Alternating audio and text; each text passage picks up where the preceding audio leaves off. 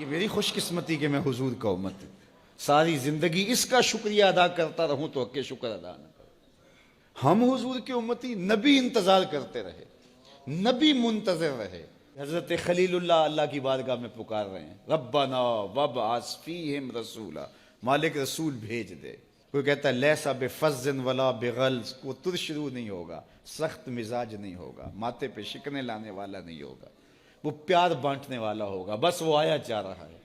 حضرت عیسیٰ نے تو نام بھی بتا دیا نا، مبشرم برسول یاتی من بعد اسمہ احمد، لوگوں میں جا رہا ہوں، چلو نام بھی بتا دیتا ہوں، میرے بعد جو آنے والا اس کا نام احمد ہوگا۔ نبی انتظار کرتے رہے، 12 نبیوں نے انتظار کیا حضور کی امت میں ہونے کے لیے، تمنا کی۔ نستورہ راہب انتظار کرتا رہا، بحیرہ راہب انتظار کرتا رہا۔ شب ہجر کی سختیاں کوئی اس سے جا کے پوچھے، تیری راہ تکتے تکتے جسے صبح ہو گئی۔ زندگیاں گزار دی انہوں نے۔ سلمان فارسی کی کہانی سن لو، مجوسی کے بیٹے تھے، حق کی طلب میں نکلے، باپ نے گھر سے نکال دیا، ایک پادری کے پاس جا کے رکے، زندگی بھر اس کی نوکری کی۔ جب اس کا آخری وقت آیا، اس نے کہا میری تدفین کے بعد غموریہ چلے جانا، وہاں کا پادری خدا رسیدہ ہے، تجھے اس سے کچھ مل جائے گا۔ کہتے میں وہاں سے غموریہ آ گیا، پھر اس پادری کی ساری زندگی خدمت کی۔ جب وہ مرنے لگا تو اس نے کہا کوئی ایسا شخص نہیں ہے جس کے پاس اب میں تجھے بھیجوں، لیکن نبی آخر الزماں کے ظہور کے لمحے آ گئے ہیں، تو یہاں سے یثرب چلا جا، وہ اس نبی کی ہجرت گاہ ہوگی، تیری زندگی سنور جائے گی، تو نے بڑی محنت کی ہے، بڑی نوکری کی ہے میری۔ کہتے ہیں میں نے اس کو کہا کہیں ایسا نہ ہو میں دھوکہ کھا جو مجھے کوئی نشانی بتا دے۔ اس نے کہا 3 نشانیاں ہیں، ایک صدقہ نہیں لے گا، دوسرا ہدیہ رد نہیں کرے گا، تیسرا 2 کندھوں کے درمیان مہر نبوت ہو۔ کہتے ہیں میں نے اس کی تدفین کی، یثرب کی جانب جاتے ہوئے ایک قافلے میں شامل ہو گیا، انہوں نے مجھے پکڑ کے اپنا غلام بنا لیا، لیکن میرے پہ مہربانی یہ کی کہ مجھے بیچا جا کے مدینے میں۔ ایک یہودی نے مجھے خرید لیا، میں اس کے باغ میں گوڈی کرتا تھا، کام کرتا تھا، کھجوریں توڑتا تھا، لیکن میں انتظار میں تھا کہ کبھی وہ نبی آخر الزماں آئے تو مجھے دید ہو، کبھی عرش پر، کبھی فرش پر، کبھی ان کے در، کبھی در بدر۔ غم عاشقی تیرا شکریہ، میں کہاں کہاں سے گزر گیا۔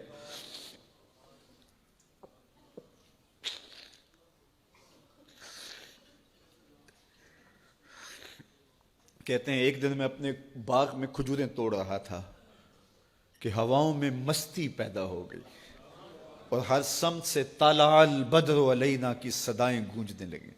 میں سمجھ گیا کہ وہ لمحے آ گئے، میں نے چھلانگ لگا دی اور دوڑ پڑا۔ میرے آقا نے سمجھا شاید غلام بھاگ گیا، اس نے دوڑ کے مجھے پکڑ لیا۔ میں نے اس کو کہا کہ میں نوکر تیرا ہی ہوں، لیکن دل نوکر کسی اور کا ہے، میں بھاگوں گا نہیں، مجھے جانے دے۔ میں کچھ کھجوریں لے گیا تھا صدقے کی نیت سے، جا کے حضور کو پیش کی۔ آقا کریم نے فرمایا ہم نبی صدقہ نہیں لیتے۔ کہتے ہیں نشانی ایک پوری ہو گئی، کہتے ہیں کہ میں کچھ دنوں کے بعد اور کھجوریں لے گیا اور میری نیت ہدیہ کی تھی، میں نے پیش کی، حضور نے قبول فرما لی، لیکن میں بھی کہتا تھا تیسری نشانی بھی پوری ہو لے تو پھر مانوں گا، اور وہ کیا تھی؟ 2 کندھوں کے درمیان مہر نبوت۔ کہتے ہیں ایک دن حضور میرے باغ میں آئے اور آقا کریم نے اپنے مبارک کندھے پہ چادر رکھی ہوئی تھی اور چادر کی اوٹ میں مہر نبوت چھپی ہوئی تھی، اور میں پیچھے ہو کے دیکھتا تھا، اور میری آرزو یہ تھی کہ کوئی تیز جھونکا ہوا کا آئے اور چادر ہٹ جائے اور میں مہر نبوت کی زیارت کر لوں۔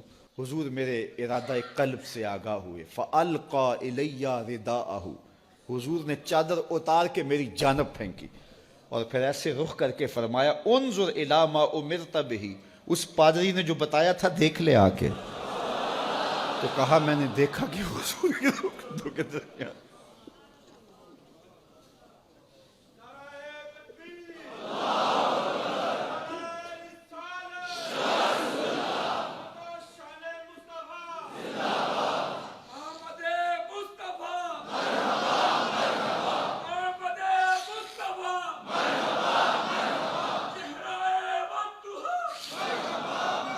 شب ہجر کی سختیاں کوئی اس سے جا کے پوچھے، تیری راہ تکتے تکتے جسے صبح ہو گئی۔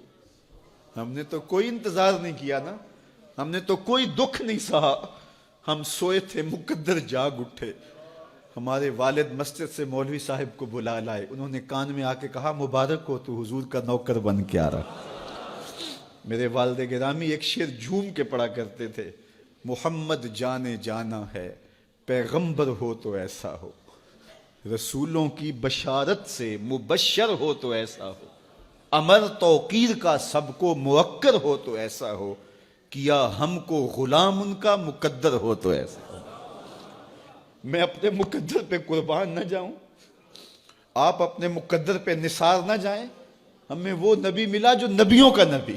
بنو سعد کے مقدر بھی جاگ اٹھے، اللہ اکبر، کیا وہ خوش نصیب وادیاں تھیں، کیا وہ خوش بخت پہاڑ تھے بنو سعد کے، جہاں حضور نے زندگی کے ابتدائی سال گزارے۔ اللہ اکبر۔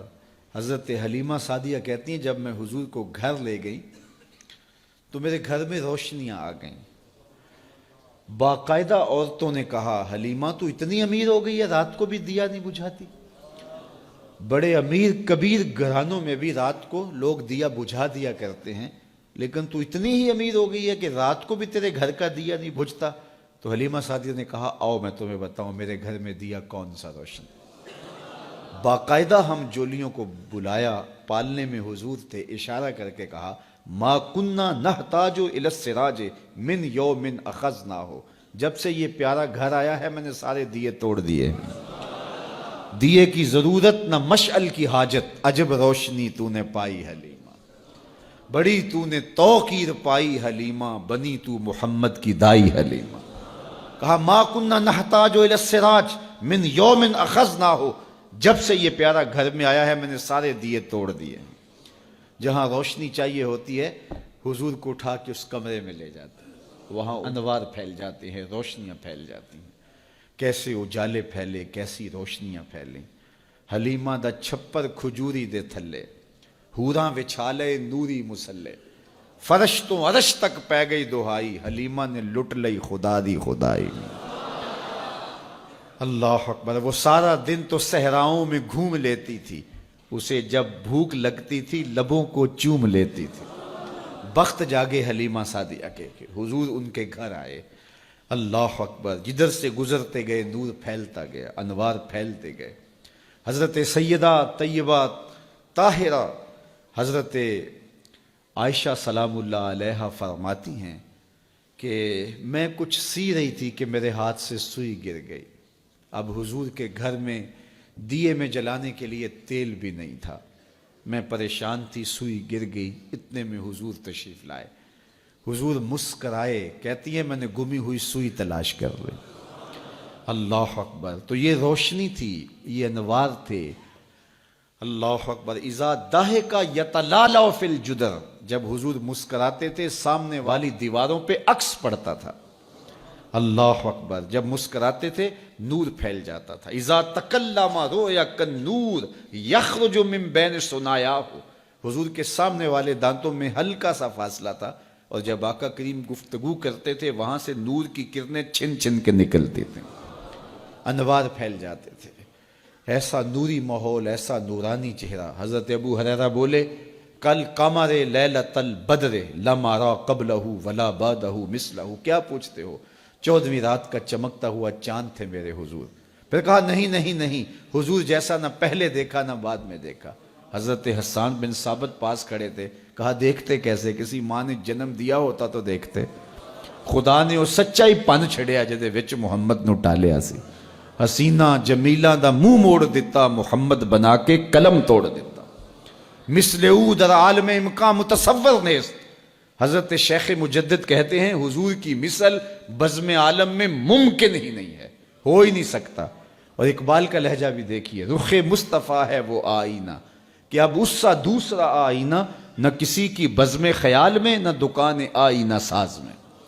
تو وہ پیکر تراشا، وہ پیکر تراشا، مکھ چند بدرشا شانی ہے، متھے چمک دی لاٹ نورانی ہے، کالی زلف تیک مستانی ہے، مخمور رکھی ہن مد بھریاں، کیسا جمال دیا، کیسا حسن دیا۔